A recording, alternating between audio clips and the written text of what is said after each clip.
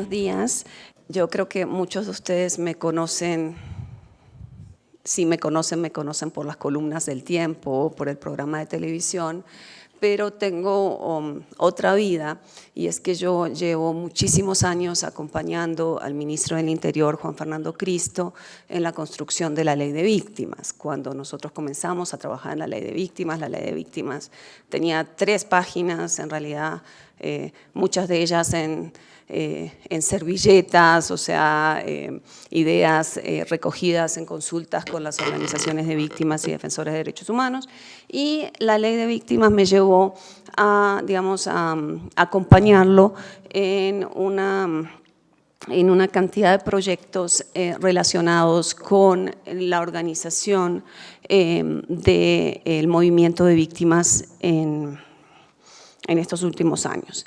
Y por eso estoy aquí, no como columnista, no como representante del programa de televisión que tengo, no como opinadora, sino con unas palabras que el ministro Cristo les quería enviar.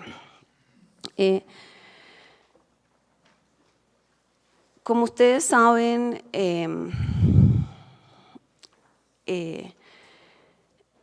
esta ha sido, digamos, la agenda de paz, digamos, se ha tomado la agenda pública, así es evidentemente una de las prioridades de la agenda pública del gobierno, y el Ministerio del Interior no es ajeno a esto.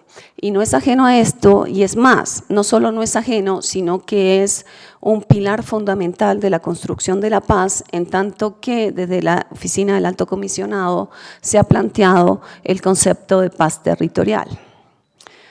Sergio Jaramillo, Alto Comisionado de Paz, siempre insiste, la terminación del conflicto es en La Habana, se va a dar en La Habana, pero la construcción de la paz se da aquí en Colombia.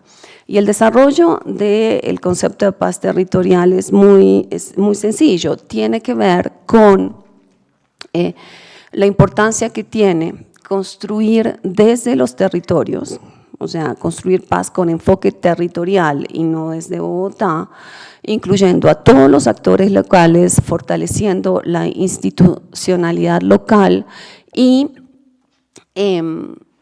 viendo las particularidades en cada región. Entonces, frente a digamos, a este planteamiento que se hace de construcción de paz territorial, toma particular importancia el Ministerio del Interior. Y el Ministerio del Interior se encuentra ante 2 grandes desafíos generales. Uno es fortalecer su presencia en las regiones. El Ministerio del Interior sigue siendo, a pesar de, digamos, de los esfuerzos que se han hecho para llevarlo a las regiones, un ministerio eminentemente bogotano.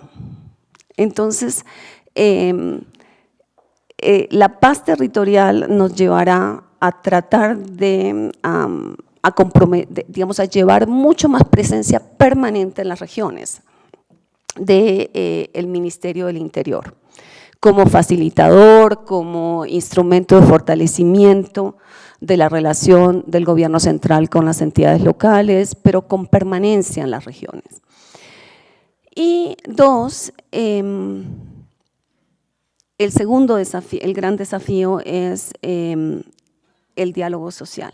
Yo creo que lo que pasó digamos, en Catatumbo y el diálogo que se está llevando en Catatumbo, así como lo que se está haciendo hoy en día en Putumayo, el diálogo social en Putumayo, es, digamos, la pildorita que nos hace ver que el mundo del posconflicto va a ser un mundo que va a requerir un diálogo social mucho más profundo, mucho más fluido con las comunidades. Ayer se instaló la primera mesa ambiental en el Putumayo, por ejemplo, con presencia de los gobiernos locales, de las alcaldías, de los municipios, Mocoa, Orito, Puerto Asís, Valle de los Guamués, la gobernación, las petroleras y varias fundaciones ambientales. Ese tipo de escenario va a ser la regla más que la excepción de aquí en adelante. Entonces, digamos, esos son los dos grandes desafíos, llevar al Ministerio del Interior a las regiones y profundizar el diálogo social. Para eso, y en preparación del posconflicto, el Ministerio se está preparando a través de 3 proyectos fundamentales que me gustaría hablar con usted, comentarles. Uno es un análisis que están construyendo la Fundación Idea para la Paz y la Fundación Paz y Reconciliación de 240 municipios en los que hay presencia de FARC. ¿Cuál es la idea? Es acompañar a las entidades locales en el diagnóstico de los problemas de ese municipio, el diálogo con las comunidades y el comienzo de la preparación de lo que sería un proyectos transicionales una vez se firma el acuerdo de paz. Este proyecto comenzó el año pasado, ya va por fases, se hicieron los primeros 30 municipios, se van a hacer 50 más este año y se espera finalizar con el resto, o sea, con los 100 y pico restantes que quedan el año próximo. El informe de esta primera fase se va a hacer en unos 15 días y creemos, digamos, que es un aporte importante para ir escuchando a las comunidades y tratando de reconocer cómo se identifican, qué quieren, cómo se ven en un escenario de posconflicto y qué recursos financieros y humanos va a tocar movilizar para eso. El segundo proyecto es un proyecto de fortalecimiento institucional en materia de lucha anticorrupción en los municipios de consolidación territorial. Y esto es fundamental, porque si la idea es descentralizar, moverse hacia hacer una realidad el mandato constitucional, es importante abordar el tema de la lucha anticorrupción y abordarlo con sinceridad. Y esto lo quiero vincular a lo que les voy a contar ahora de un tercer, digamos, línea estratégica del ministro Cristo. Entonces, este trabajo que se está haciendo financiado que se va a comenzar a ser financiado por la Embajada de Estados Unidos y en cooperación con la Contraloría, tiene como objetivo fortalecer las herramientas anticorrupción en las alcaldías. Ya se ha hecho una selección de 23 municipios para comenzar a operar. Elegimos muy intencionalmente municipios de frontera. Esa fue una decisión, digamos, estratégica del ministro y se está pensando en una segunda fase el próximo año. Y esto de la lucha anticorrupción cobra una relevancia muy importante por la tercera línea estratégica del ministro, que tiene que ver con lo que él llama la territorialización de la ley de víctimas y restitución de tierras. Uno de los problemas, digamos, en la implementación de la ley que uno ve a lo largo y ancho del país tiene que ver con la constante frustración de las entidades locales, de los mandatarios locales y del movimiento de víctimas en el interior del país, con la falta de coordinación del Sistema Nacional de Atención y Reparación a las Víctimas y con la falta de empoderamiento de las entidades locales. O sea, la ley les impone muchísimas obligaciones, pero no les da muchos recursos. Entonces se empezó a plantear un diálogo con la unidad de víctimas para ver cómo se hacía para empezar a delegar funciones en entidades territoriales.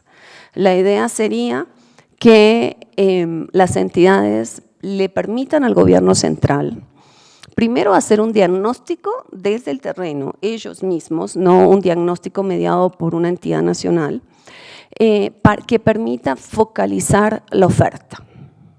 Les explico lo que está pasando en términos sencillos ahora. La ley tiene una cantidad, tiene una oferta muy grande en materia de reparación integral, por eso se llama integral, porque aborda muchísimos aspectos. Y lo que está pasando hoy en día es que la unidad de víctimas indemniza aquí o allá. La unidad de restitución restituye aquí o allá. Pero al señor que ha sido indemnizado no le llega la vivienda o no le llega el proyecto productivo. Llegan cosas por separado que no permiten que las personas que han sido victimizadas puedan superar el estado de vulnerabilidad. Y el objetivo de la ley es poder sacar a la gente de un estado de vulnerabilidad.